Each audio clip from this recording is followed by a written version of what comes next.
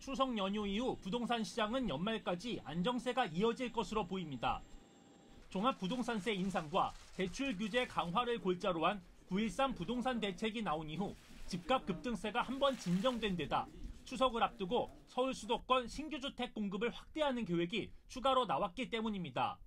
9.13 대책이 나오고 한 주가 지난 9월 3주차 서울 아파트 매매가 상승률은 그 전주의 절반 가까이 떨어져 전문가들이 안정세로 보는 0.1%대에 비교적 가까워졌습니다. 여기에 정부가 21일 서울 수도권 지역 17곳에 주택 3만 5천 호를 공급하는 계획을 밝히면서 청약 대기 수요가 늘고 주택 거래가 줄어들게 됐습니다. 서울 수도권의 좋은 입지에 속도감 있는 공급, 임대주택과 분양주택의 조화, 실수요자 우선이라는 3대 원칙 아래 실효성 있는 방안을 정부는 서울의 경우 옛 성동구치소 부지와 개포동 재건마을 등 총 11곳에 주택 10,000호를, 경기도에는 광명과 의왕, 성남과 시흥, 의정부 등 5곳에 17,000호를, 인천은 검암역 역세권에 7,800호를 짓기로 했습니다. 이들 택지는 내년 상반기에 지구 지정을 마친 뒤 2021년부터 분양이 시작될 계획입니다.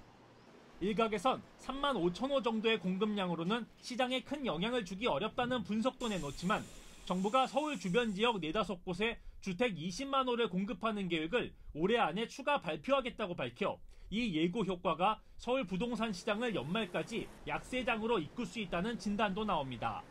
공급을 발표하면 3년, 4년, 5년 후에 입주하지만 공급이 된다는 그 시그널 때문에 대기 수요로 눌러앉아요. 당장 매수에 나서지 않고 기다리게 되거든요.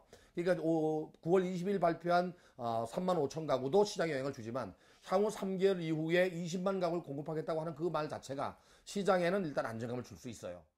더욱이 현재 그린벨트 해제를 반대하고 있는 서울시가 정부와 타협점을 찾아 일부를 해제하고 대규모 택지를 조성한다면 공급 확대 효과가 극대화돼 부동산 안정 효과는 더 커질 거란 전망입니다. 여기에 추석 이후 정치권에서 거론되는 금리 인상까지 현실화될 경우 대출을 활용한 주택 거래가 더 얼어붙고 가을 이사철 특수도 최소화될 것으로 보입니다. TBS 이강훈입니다.